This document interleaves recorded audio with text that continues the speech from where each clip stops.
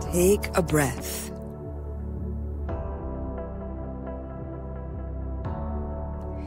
I am Lisa Hurley, activist, author, and community builder.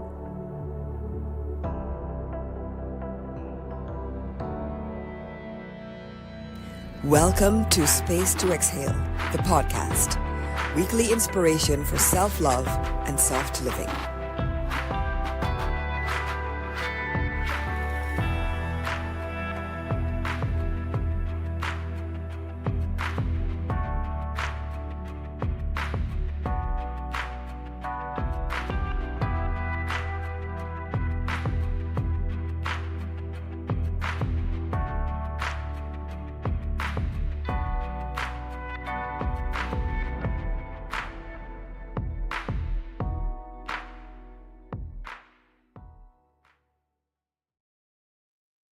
Hello, folks. Welcome to Space to Exhale, the podcast, a safe, serene sanctuary where we focus on high vibrations, affirmations, soft living, and self-care. I am your host, Lisa Hurley. I'm a 3-time Anthem Award-winning activist, a Reiki master, and the author of Space to Exhale, a handbook for curating a soft, centered, serene life. I'm here to help us all do just that. Relax, take a breath, say no to hustle culture, and yes to a life of ease. My hope and dream is for us all to curate lives that we don't feel we need a break from. Today, I am super excited about my guest today, so close to my heart. Let me introduce you to my big sis, Sharon Hurley Hall. Hello. Hi, Welcome, Lisa. sis. Everyone, I am so delighted to be on your podcast. Yes. This is like old times, isn't it? Woo, girl, this is amazing, right?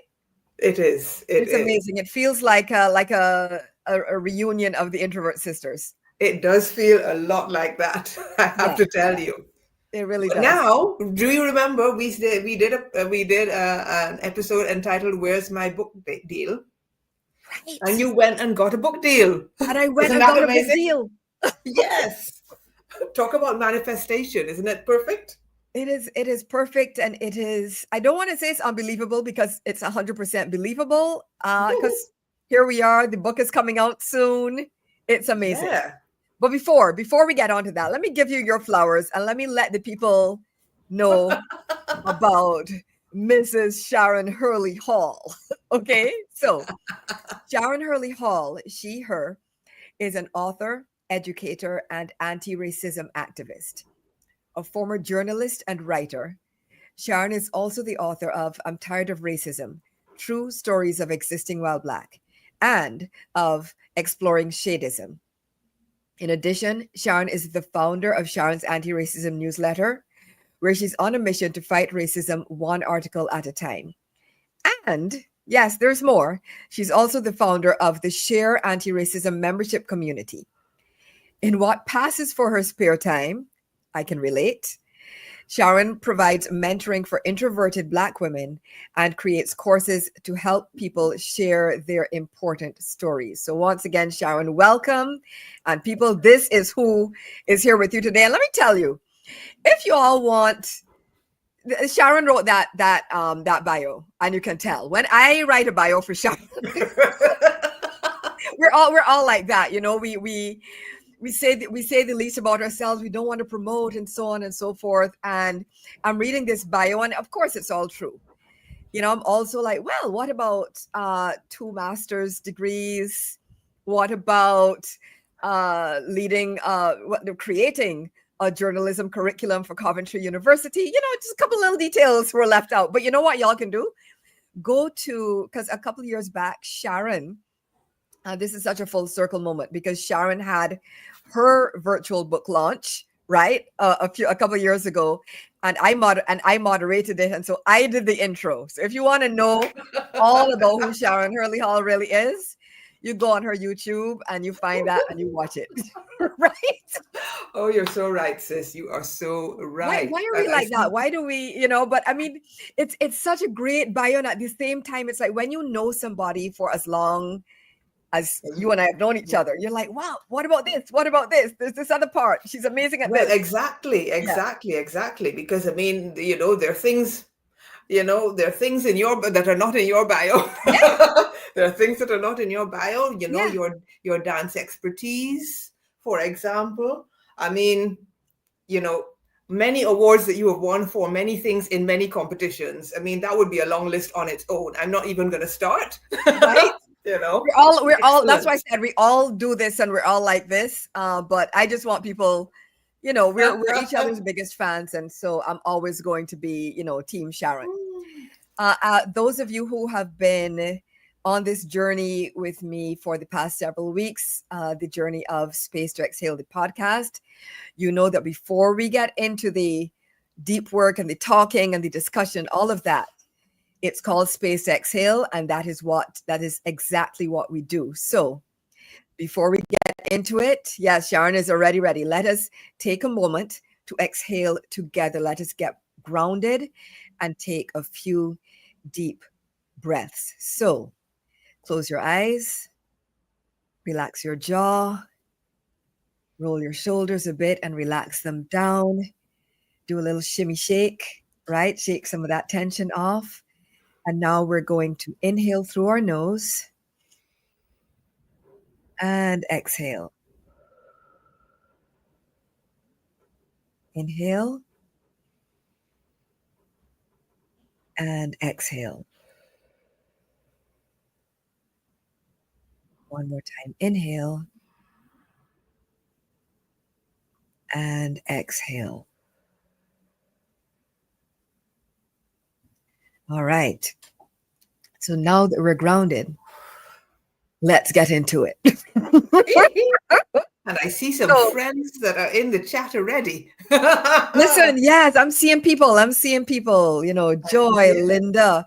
Of course, I'm also seeing a few people that are, I'm seeing LinkedIn user that's saying hugs, Lisa. And so hugs back. But of course, right now, Yeah. what I'm looking at, I have no idea who you are, but I accept the hugs and I'm grateful and appreciative. So thank you. Indeed. And the props for our smiles from the other LinkedIn user. Yes, exactly. So, Sharon, when you and I were discussing, okay, what do we want to dive into on this show?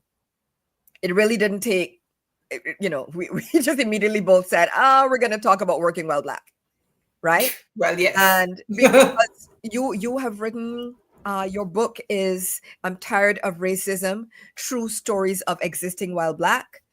And it obviously is a topic because working while Black obviously is part of existing while Black. And it's a topic that is dear to your heart. It's also dear to mine. And so your book states, I love the title because it just states so boldly what many of us don't want to say out loud, or if we say it out loud, we are silenced for it. You are saying, I'm tired of racism. I'm tired of racism. Girl, you tired, I tired. And all the people who are on the right side of history are tired too. And my question is, can you share a moment from your life or career when you felt this tiredness, this career fatigue, this existential, just wanting to, when did that happen? What was that defining moment for you? Where do I even start is the question, because there have been so many.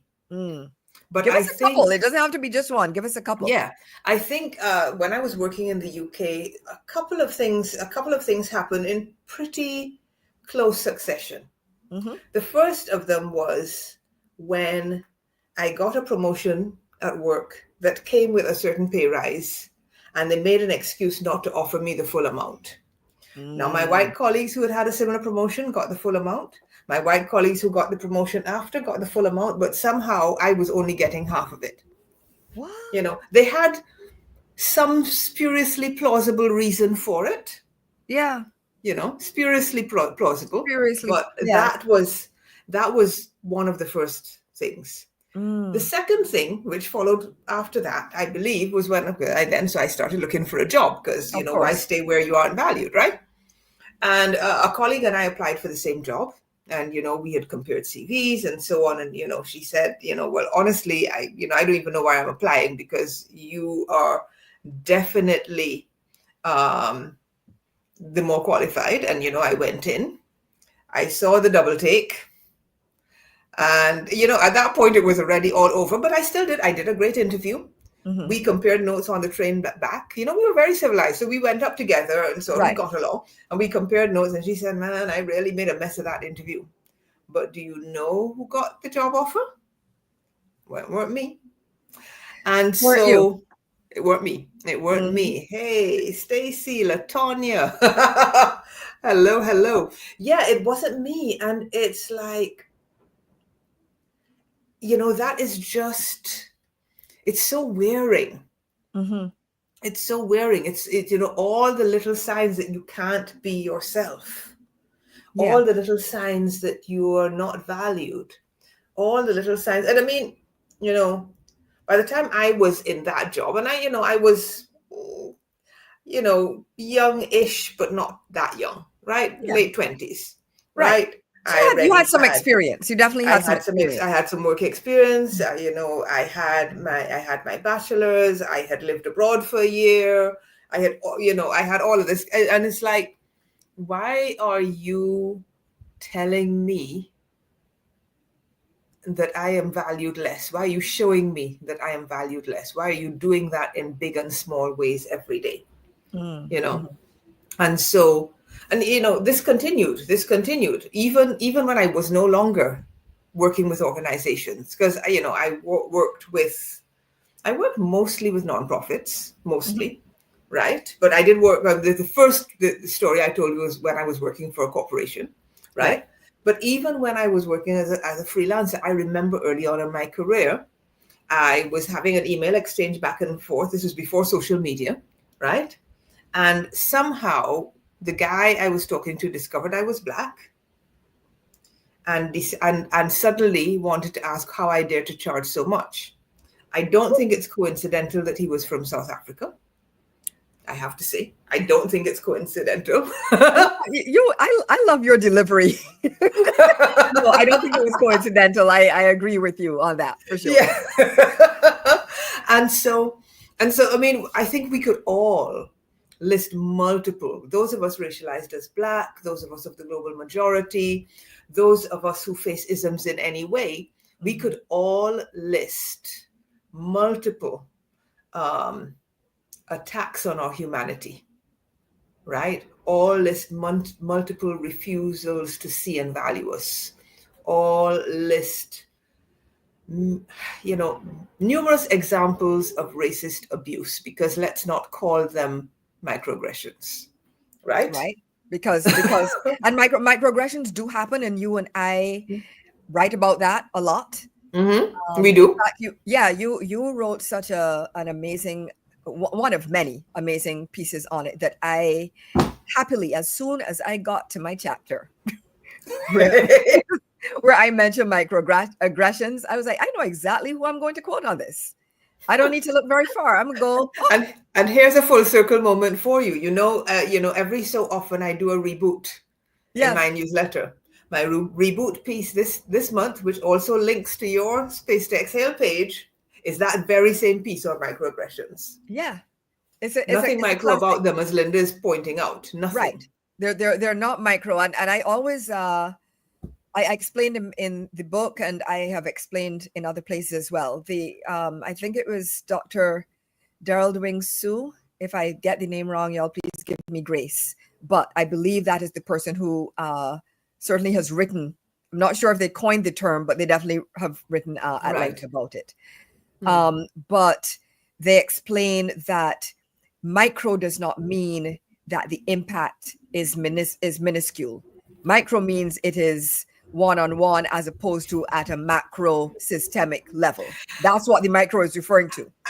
I know this, but still, I know this, but as language people, micro in almost every other context means small. It does. And so subtly it tends to minimize It the minimize. It impact, does minimize. It does minimize. Absolutely. right? And the experience you shared earlier about not getting the promotion and not Mhm. getting the pay, the pay increase, though, like that rings so close to home. I remember, I think one year it happened to me in 1 year. I remember that. Yeah. You know, my review started with, well, if anybody on this team, you of all people deserve to get an increase and a promotion. And They ain't getting it. I initially, because sometimes I take things literally, and I really thought it was going in a good direction. And then it It's was like you deserve it, but you're not getting it.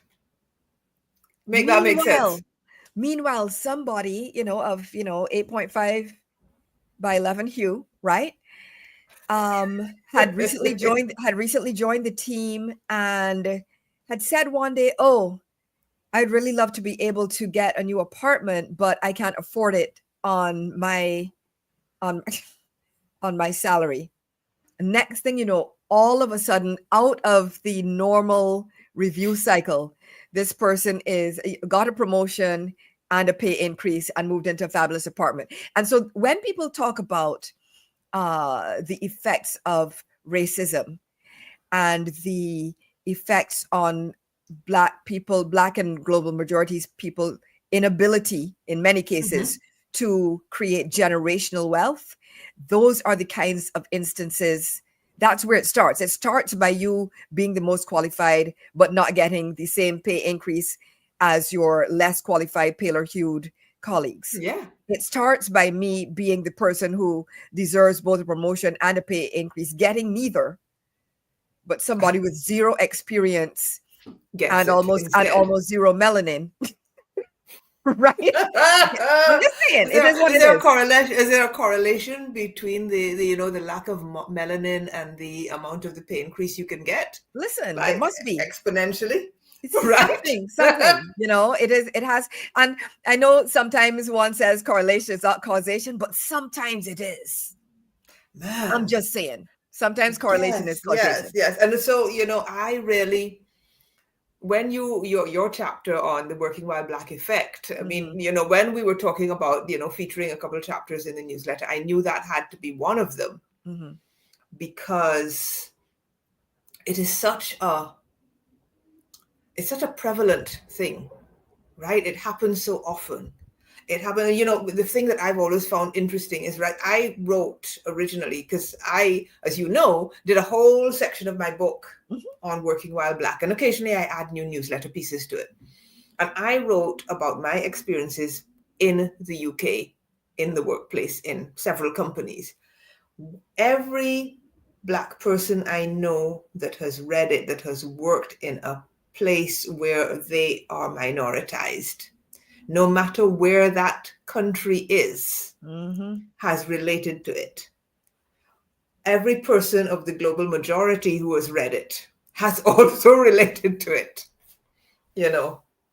Because it's a real thing. And what I find interesting about your experience is that you've kind of done it all. You've worked, in different regions, different continents, different countries, all the things, right? You are fluent in, as a writers and copywriters will understand this, but you're fluent in American English and British English, which in some cases people might not realize they are two different languages. So different, so different. They're two very different languages. But on a serious note, you have this sort of like national, transglobal experience, but the constant is the racism and the microaggressions and the diminishments and all of that.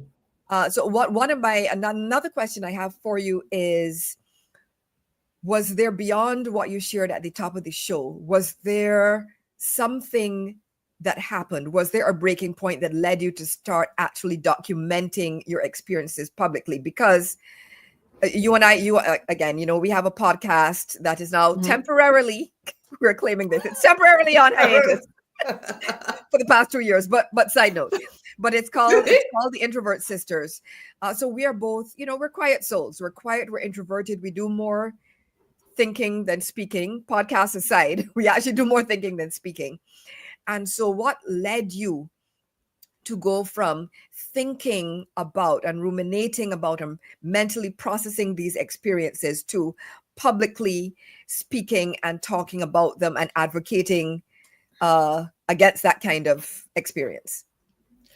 Well, it's interesting when I look back at the history that led me to where I am now. There are a couple of inflection points, and one of them actually goes really far back, because I'm sure you can also remember, and I know you talk about some of this in your book. You remember coming to live in Barbados from Trinidad and experiencing a different social dynamic, a different kind of racial politics in terms of the expectations and social status of those racialized as white and those racialized as black.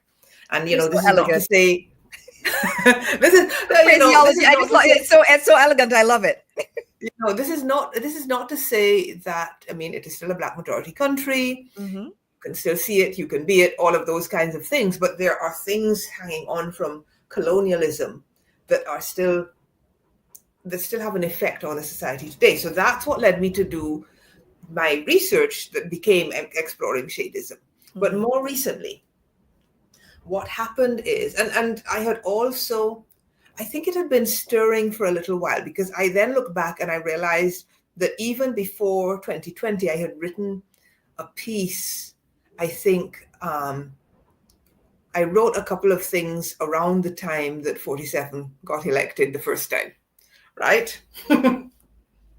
Enough said about that. Enough said about right? That. But anyway, what happened is George Floyd's murder, frankly, because I felt this soul deep weariness, which is the reason we need space to exhale, right? I felt this soul deep weariness. And so I started, I think I wrote a piece called While Black Thoughts on the Assumption of Wrongness.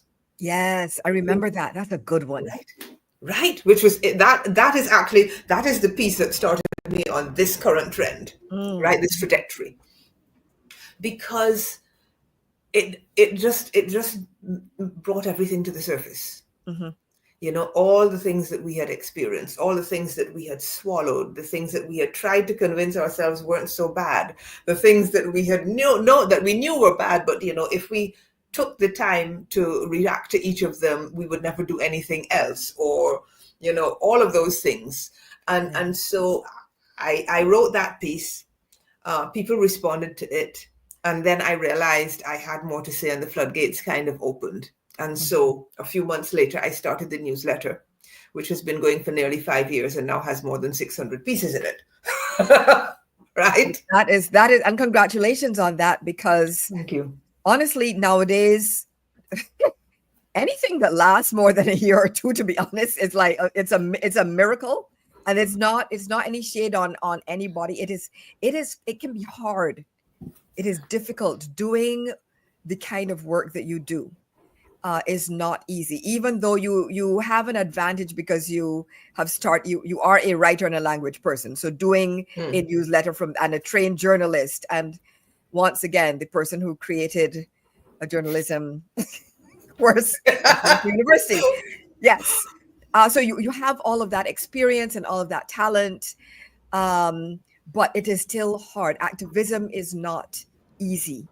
Solopreneurship is often not easy. And so kudos to you for staying the course and keeping it going for more than 5 years. Enough respect, as we say back home. And also, people, I just want to say this, right? Something that me and my good Bajan buddy, Steve Jones, the CEO of Park Stock, we say this all the time. Say it with your checks. The phrase, say it with your chest? That's great. But also say it with your checks, right? In other words, support people beyond likes. And the likes are wonderful. The comments are wonderful. We absolutely appreciate them. All of you that have shown up here for us today, we are very happy that you are here. And we're not talking about y'all, because y'all are the same people that always show up for us. Listen, everybody in this comment section, I know when I go back and I can actually see people's names, I'm gonna be like, oh yes, yeah, I know this person, this person, check, this person. check, yeah. Check. These people, y'all always show up for us, and so we appreciate that. We're grateful. We're grateful. We appreciate it. We're talking about the other people who are like, oh, I support your work and I appreciate you. That's wonderful. Where's the check? Where's the subscription money? Where's the support? Because I'm just saying. Because how do you get space to exhale if you're living hand to mouth? You can't. How do you get yes, Yinka, introvert sisters, reloaded. Good to see you in the room. Yes, yay. Hi, Yinka. Right. How do you get space to exhale? How do you get to rest? How do you get to recover if you're worried about how to pay your bills? Mm-hmm. And it irks me. It really irks me. Yeah, that more people don't. Sorry, no. You finish. No. It irks me that more people don't. Again, like you, I am grateful for all the people that have stepped up. There is 200 strong. Yeah. Right.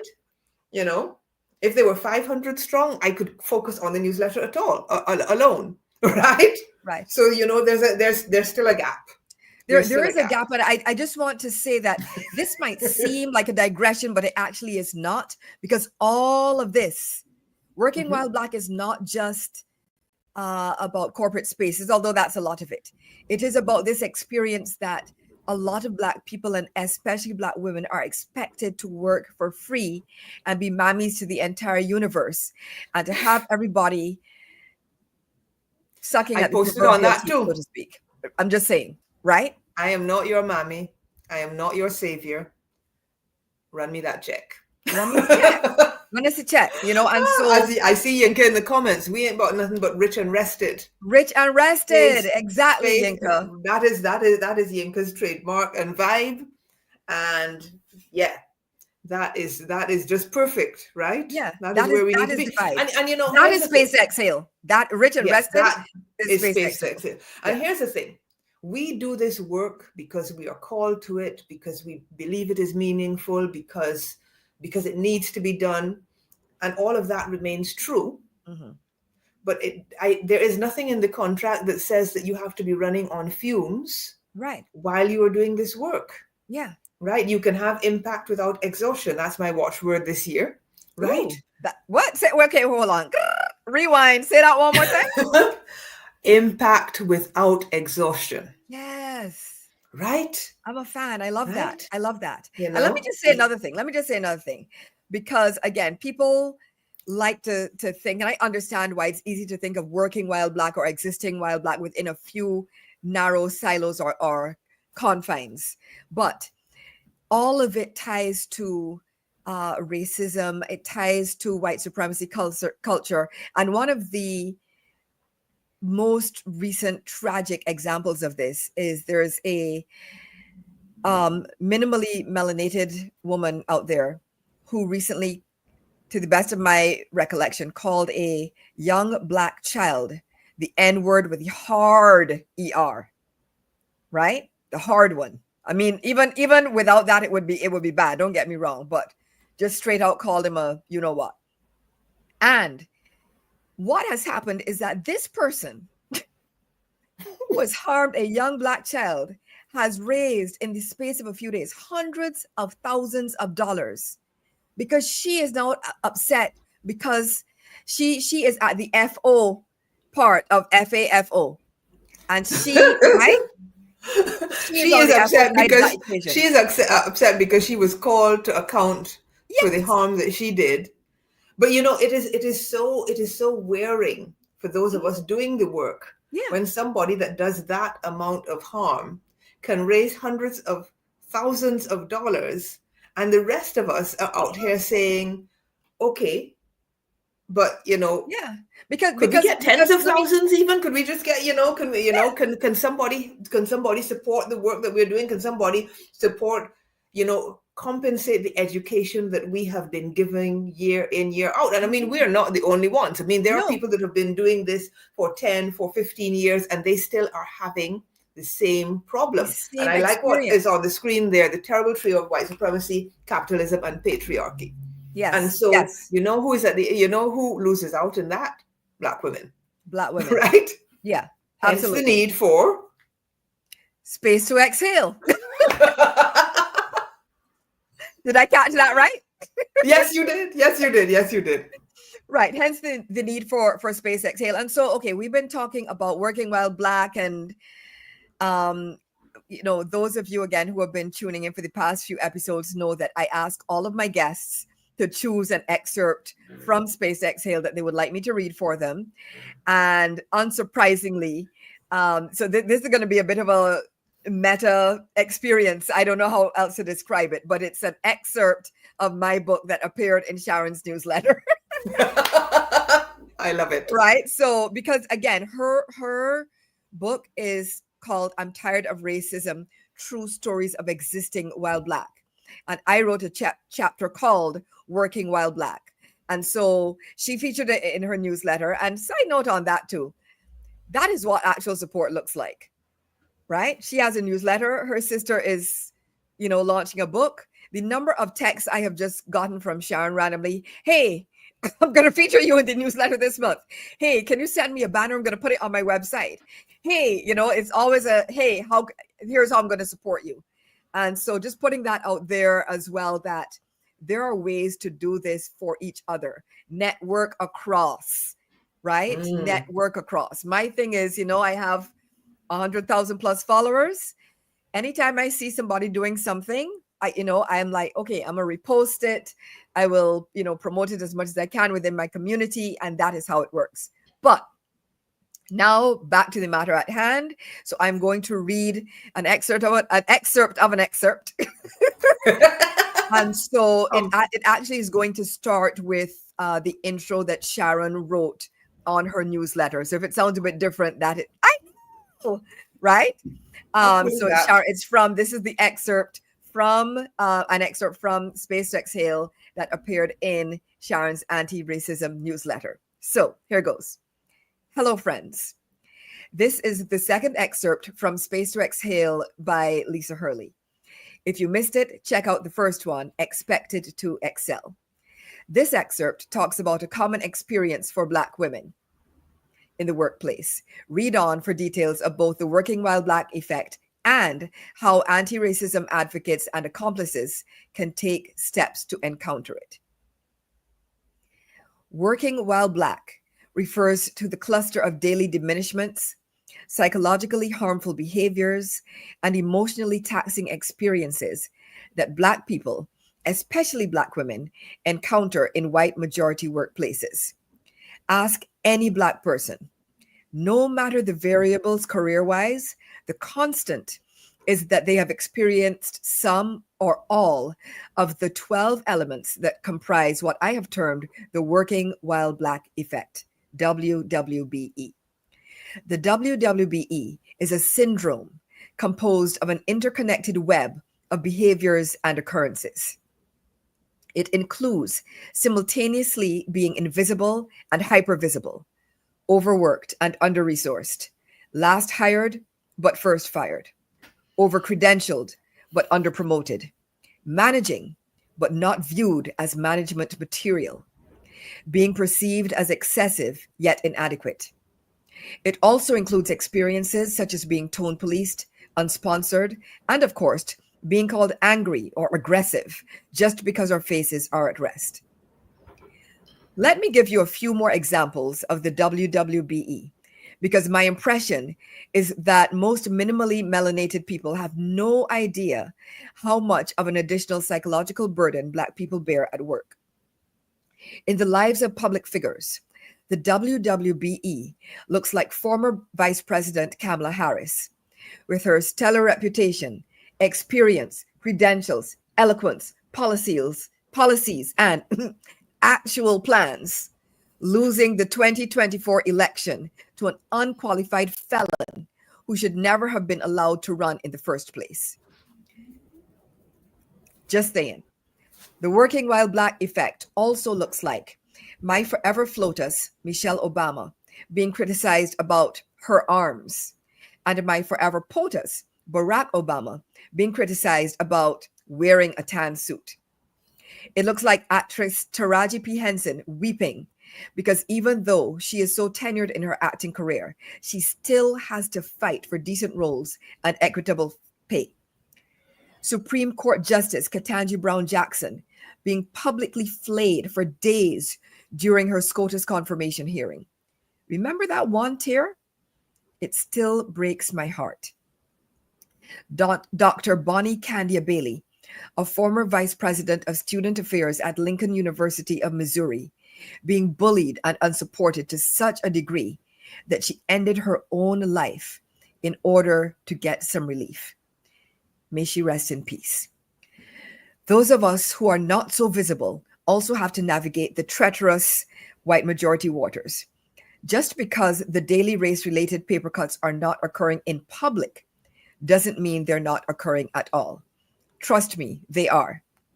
The WWBE comprises pay inequity, the broken rung and the glass cliff, the pet to threat phenomenon, the black girl boss paradox, being the only, being the representative, code switching, hair discrimination, microaggressions, misogynoir, intersectionality, and the superwoman schema.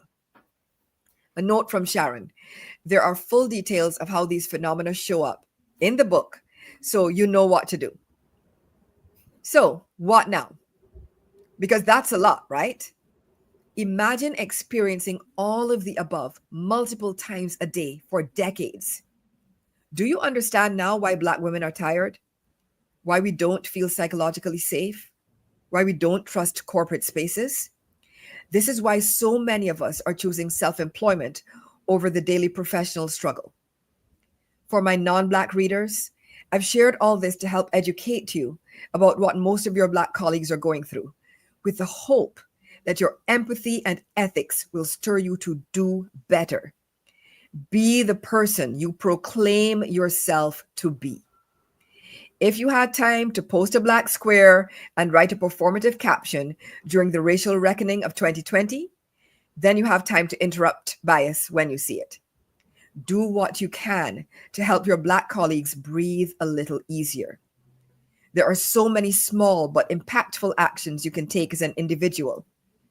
If you have privilege, use it for good. Interrupt bias and microaggressions in the moment, publicly. Fight for pay equity for the Black people on your team. Let us end the trend of Black people being the highest qualified and lowest paid. Pronounce people's names correctly. If you can pronounce Tchaikovsky, onomatopoeia, or Schadenfreude, you can pronounce our names. Be a good human. Most of us know what it's like, what it feels like to be bullied. So let's not bully others. Let the golden rule obtain. If you don't want it for yourself, don't inflict it on others. For organizations, if you're listed as one of the best places to work, my question is, best for whom? If you purport to have created a psychologically safe culture, my question is, safe for whom? Because despite your proclamations, Black people, particularly Black women, do not feel safe at work. As a corporate entity, you have the power and means to make positive changes at scale. I don't have all the answers, but I do have some suggestions for how you can provide space to exhale for your global majority employees. Prioritize and fund DEI. Prioritize psychological safety. Prioritize community and safe spaces. Deprioritize performativity. For my Black readers, I have shared all this to let you know that you are not alone, and what you are going through is not a figment of your imagination. The system, alas, is operating as designed. I've also shared this to hopefully inspire some self-reflection. Given that this is how things are, how do you choose to proceed with your career? What do you want for yourself? How are you going to curate your career to minimize harm and maximize health? How will you create space to exhale in your work life? You don't need to answer these questions now, but at least start thinking about them. In the next chapter, Curating Your Career, we will explore them more deeply. Now, another note from Sharon. That's the end of our second and final excerpt from Space to Exhale.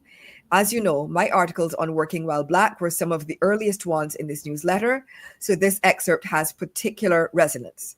What stood out to you, and what action will you take as a result? Thanks for reading, Sharon. So, that's it. Or we might need to end the episode now because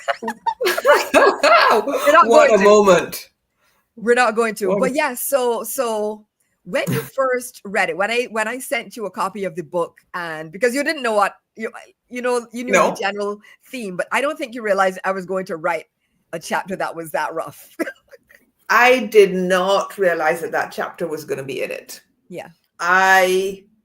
Because obviously I know about all your other work with your community and, all the other things that you talk about soft living and, rest and mental health and all of those kind of things. And I'm sorry, I'm just reading Yinka's comment here. Girl, Yinka, listen, we need some edge control, girl. Like, yeah, and it's, so I did not know that was going to be in it, but it was so powerful. And I'm so particularly powerful, as I said in my introduction, as the raison d'etre for your book and for your community. Yeah. Right? The reason why we need those spaces, the reason why Yinka, for example, has written rested as a trademark, right? Yes. Because it's all about the reason why I talk about impact without exhaustion, right? It's all, is it any coincidence that all three of us and many others are having this same thought at the same time, that the way that we have been living is unsustainable? Yes. Especially for us as Black women. Yes. Capitalism, patriarchy, colonialism will do that anyway. It's not really helping anyone. But, we definitely drew the short straw. For sure. Right? For sure. Yeah. And sorry, go ahead. No. And so I think that, you're there in the middle of all the, the lovely stories and the memoir and all this kind of thing. And it's like, bam! Uppercut. Right? Yeah, okay then. So this is why we need this book. Right? This is why we need this book. It's accountability because I'm like, powerful. I am not going to put anything out there that, I'm not going to All Lives Matter my own book. No, absolutely. I'm not going to do it. I'm not going to All Lives Matter my own book. I'm going to tell the truth as I know and I have experienced it. And that is what I was determined to do. And that is what I did. And I want to make sure not only to describe some of the experiences, and that is important because some people genuinely, by some strange means, don't know. Yeah. Or so they claim, right? So I want to describe, but I also wanted to recommend. I'm a strong believer in verbs. So here's the issue. Here's what we're going through. I want to make Black people and especially Black women feel seen and heard and understood and held, right? I want all of that to happen. And I want the people, the powers that be, to do better. And this is why our work is in sync. Because, for anybody that has been reading the newsletter for a long time, you will notice that I shifted gears a little bit, tiny bit, from just, at first I was documenting. But what you will often find is that now I will say, okay, so what are you going to do with this? Here's an action you can take, at least reflect on this, right? So that you're moving. And also, that idea of just, making the people who share our identity feel seen and making those who don't be aware and have actions that they can take. Yeah. And I think aware and accountable. And accountable. And I think your book also does that really, really well. Yes, it is a soft space with hard truths, is what it is. I guess I'm going to have to rewrite my copy. I love wordsmith. A soft space with hard truths? What? Yes. I love that. Yes. You can use it. It's all right. Thank you. Soft space with hard truths. Oh, right? Because you don't just say, it's not frou-frou. if you know what I mean. It is very focused. It takes people on a journey, and it explains the why that the reasons that we need what we need, and then it gives people stuff to do. Yeah. Right? It gives people stuff to help them start that healing process, which is so necessary. Mm-hmm. I remember being interviewed once a couple of years back, and someone, the interviewer asked, usual question, well, what can white people do to, listen and learn more? And I'm like, look, we are centuries in at this point. Right? We're centuries in, even if you want to say decades in, right? Let's say we're decades in. Listening and learning needs to be a constant. I'm not saying it doesn't. But what about where's the action? Where are the verbs? Because if all people do is listen, I'm going to listen and I'm going to reflect. And I love that voice. Are you going to reflect my paycheck? Right?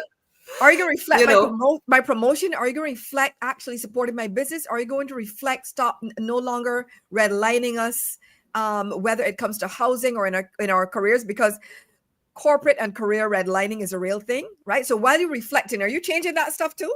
Yes, and it's not doing much for us. Are you going to reflect stealing stuff from the culture and passing it off as your own? Are you going to reflect that? Anyway. Right? calling AAVE, what is it? Gen Z slang, whatever that is. I'm like, yeah. As a linguist, I say no. That is not the credit where it is due, and compensate also where it is due. Yes. Credit and compensation where it is due, and do something. Take action. Take action. That's it. Take action. Listen. Yes, we learn. I listen and learn all the time. I'm an introvert. Listening and learning is my sweet spot. Mm-hmm. But that is not where it stops. That's where it starts. Yeah. Right? And where you have to get to is action, accountability. Yeah. Mm-hmm. Right? And how are you contributing as well? And when I look at you and your life in terms of your professional life, and your life as a human being, as an introvert, and so on, I can see. I remember once you asking me at some point, you're like, how did I even become an activist? Like you're like, well, when did this happen? I said, Sharon, you've always been this person, right?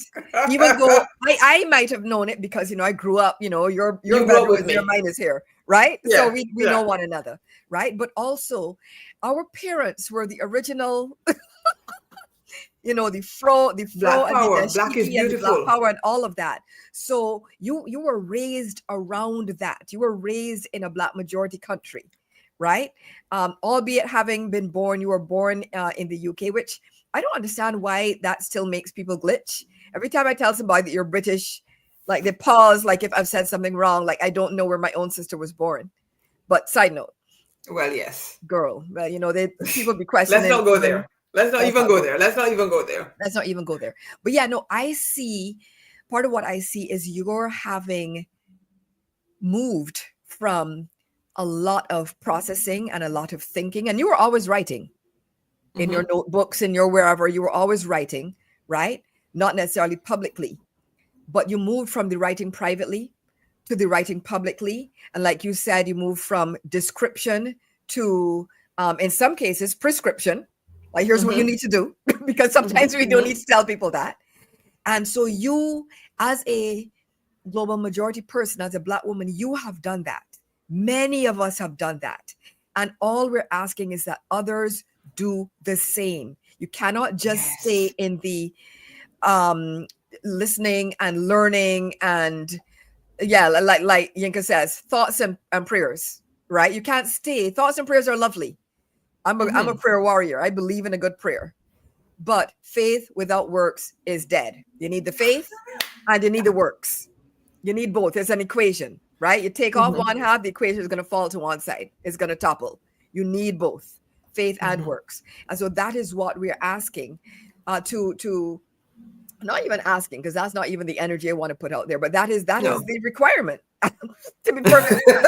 No. At this That's point, the requirement. we're not asking. We're saying, we are Yeah. stating explicitly Mm-hmm. that you have to take action. Mm-hmm. You have to take action. And for those people that say, "Oh, but what can I do?" and you worry about getting it wrong, it is better to do something and get it wrong than to do nothing. Mm-hmm. It is better to do something, get it wrong, and sincerely apologize and repair the harm than to do nothing. Yeah. Yeah. If you leave everything to the next person, nothing is going to change. Woo! Say it one more time. If you leave everything to the next person, nothing is going to change. Right. And that actually is something, I'm so happy you said that. That's something I mentioned in the book as well. Mm-hmm. And actually, I think I was speaking to corporations at that point, but it was like, don't look around at what other companies are doing. You set the rules and decide the culture and establish that and implement it for your organization and for your team and for your department. Don't look around at what other people are doing and say, well, they're not doing it, so I don't need to. No, you do. Just do the right thing. Do the right thing. If you know that there's a person, like in that story that you shared with us at the top of the show, sis, when you were like, okay, well, you're the most qualified person, but you did not get the promotion and the pay increase and so on and so forth. Those are the cases in which people should intervene, frankly, right? Don't know that you barely, well, let me hold my tongue, but just treat people, girl, I had to pull it back. Breathe. Breathe. This gets me so heated because we've been dealing with it for too long, and it seems like if we just keep going and over I know you the same ground. You have had it too. You have I mean, tell me if I'm talking out of turn, right? But you have been in spaces where there are 8 by 5 by 11 people who are turning up late and leaving early and somehow get the promotion. Yeah. And while they come up with 10 reasons why you cannot have it, even though you have done big corporate launches. Yeah. Anyway. Yeah. Still mad about that. It is. Thank you. I appreciate you being mad on my behalf because that is support. And so one of the isms that we have sort of skirted around but not addressed directly is professionalism, right? Which is so often basically weaponized against Black people. So how, given everything that we've discussed, given where we are, like, is there any way to reclaim professionalism? Is it something that we want to reclaim? Is it something that we want to redefine? These are some thoughts I have. So I think that we probably need to redefine it. And the reason I say that is because the things that are deemed most professional are all bound up with white supremacy culture. Right? And so that is not helping anybody. Right. So we need to really rethink what is the stuff that really matters. Can you do the job that you were hired for? Do you have some good ideas? Can you contribute them in whatever way you can, which does not mean that you have to stand up and present at a meeting. It could be an email. It could be in a chat on a Zoom call, right? It really, the things that don't matter, like, the things that don't matter, the things they often concentrate on, like, what is your hair like? Are you wearing a head wrap? Are you performing femininity is how I think of it as well. Girl, right? Yes. Right? That's a big one. That is a big one for me, right? Yes. The number of places that I have been in where it's like they want you to wear heels and a skirt and a this and jewelry and makeup and all this kind of thing, but this is not who I am. It never have been. Never has been. Doesn't affect my ability to do the job, right? Are you forcing people to put on a performance in the name of professionalism? Because if you are, then your notion of professionalism needs to change. If you are in a job setting, a corporate setting, a work setting, what matters is your ability to learn or do the job depending on where you are in your career. Right? What matters is your ability to contribute. But When I say contribute, I don't mean work yourself to the bone. I don't mean stay late and come in early. I don't mean any of those things. I don't mean be on a plantation, basically. Let me be plain. I do not mean being on a corporate plantation and being treated to suit. Right? That is not I don't mean to laugh, professionalism. but that is phrasing. extraction. That is the next thing to enslavement, right? It really is. It really is. It's like, oh, if you leave before, your day work day is 9 to 5, but if you leave before 6 and you don't not in at 8:30, all of a sudden that's a problem. But they're not paying you no extra, mind you. But they're not paying you. No, man, there's a name for that. Yeah. And that is supposed to be illegal, right? That is supposed to be illegal. I don't see why corporations get a free pass, right? I don't see why corporations. No, they should not. And then you end up with people who are stressed. You end up with people who are unhealthy. You end up with people who have all kinds of illnesses. So we definitely need to rethink and redefine what we consider professionalism. What is it that actually needs to happen within the context of a workplace?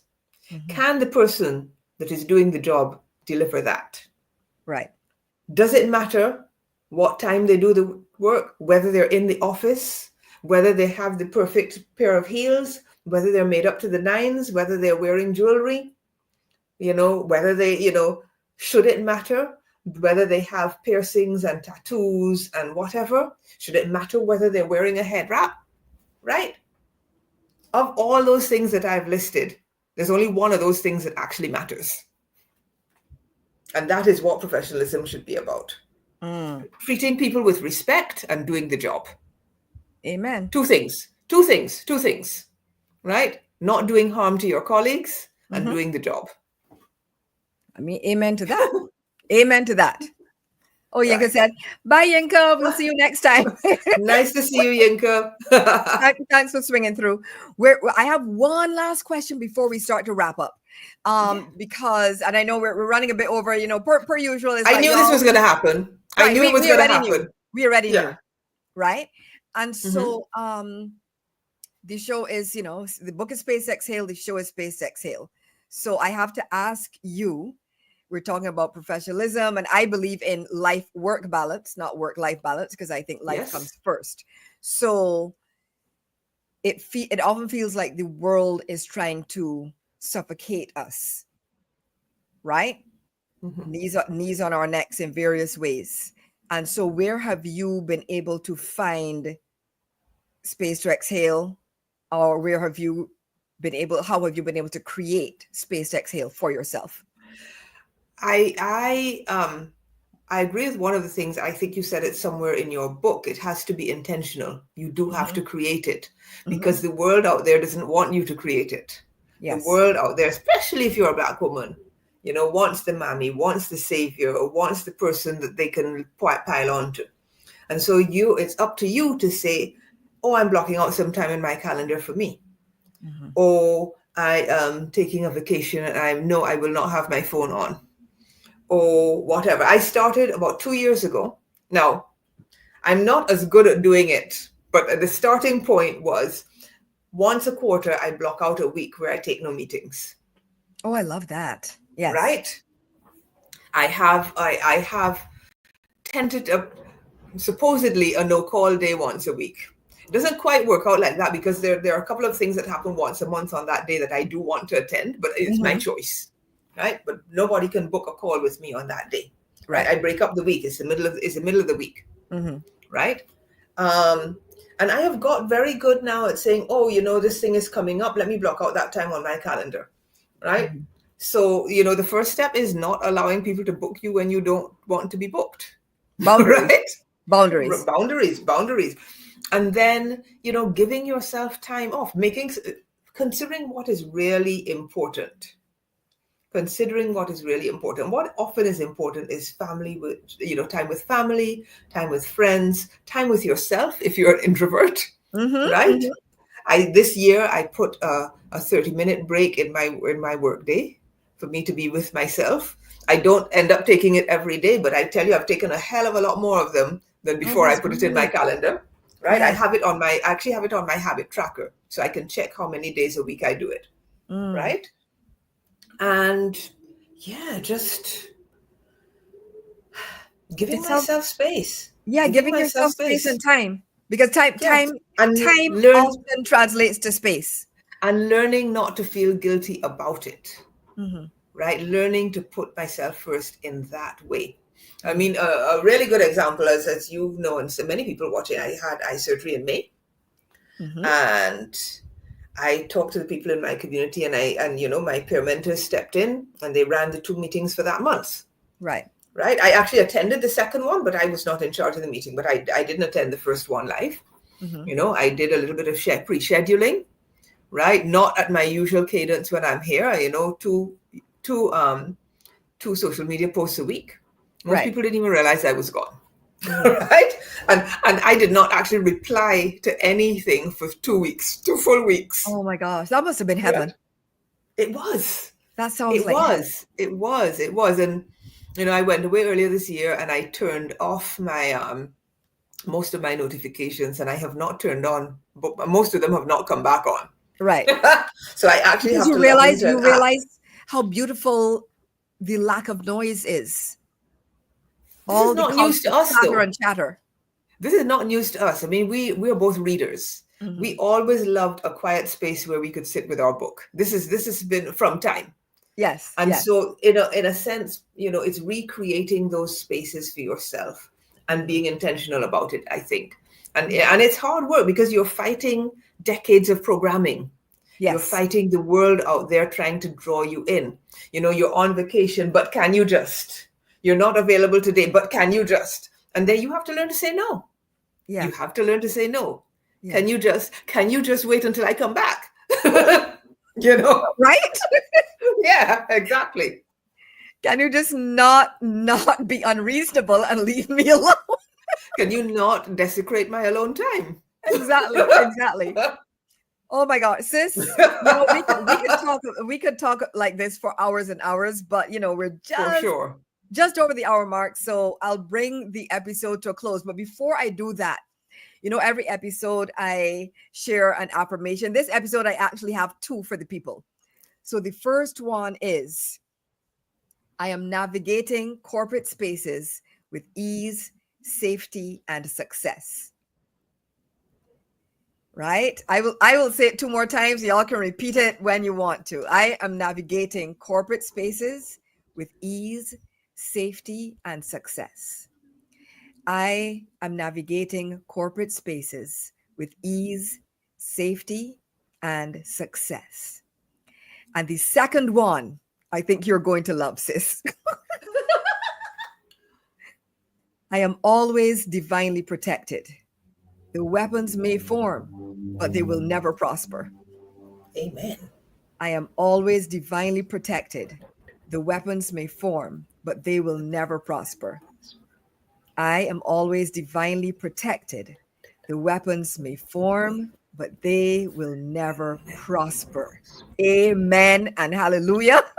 And so it is. And so it is. And so it is, Ashe. And so, sis, thank you for being here. This is amazing, right? Amazing. Oh my gosh. Best conversation ever. Best conversation ever. And so thank you. And thanks to all of you for joining me on Space to Exhale, the podcast. Tune in every Tuesday live on LinkedIn to catch the vibes. Can't make the live show? No problem. Subscribe to the podcast on Spotify and YouTube to catch the replay. And if you want to dive deeper into what we discussed today, be sure to subscribe to Sharon's anti-racism newsletter. And also be sure to get a copy of my book, Space to Exhale, available at Barnes & Noble, Amazon, Marcus Books, Wiley Publishing, and wherever books are sold. To stay in touch, follow me on LinkedIn and check out my website, spacetoexhalebook.com, for updates about all the soft life shenanigans. Now, since next week's episode will fall on my publication day, right? Mark your calendars for 2 very special events. The first event is I'll be hosting a virtual launch celebration on Tuesday, June 17th at our usual showtime of 12 noon Eastern on LinkedIn. I will be joined once again by my amazing sister, Sharon Hurley Hall, as well as Alexis Mobley, Liku Amadi, Latanya Davis, and Ilona Washington. And thanks, ladies, for agreeing to be my guests on that show. I'm looking forward to next week. And then on Saturday, June 21, I will be hosting a fabulous high vibrational in-person book launch celebration, which is sponsored by Pockstock, The Great Exhale, Leader Keys Consulting, Sharon's Anti-Racism Newsletter, and the Starbucks Greenbrook store number 21251, managed by Jessica Acevedo. Tickets are on sale now and seats are limited, so make sure you get yours. Prices start at just $25, which is less than the cost of the book. And your ticket also gets you a free professional headshot of $500 value, courtesy of my premier sponsor, Pockstock. So go to space2exhalebook.com right now to secure your seat. I am looking forward to sharing space and time with all of you next week when my sisters and I gather to celebrate Pub Day. So so excited. So everyone, thanks again. Goodbye for now. And remember, you are worthy of rest. You are worthy of love. And you are worthy of having time and space to exhale. Bye. See you next week.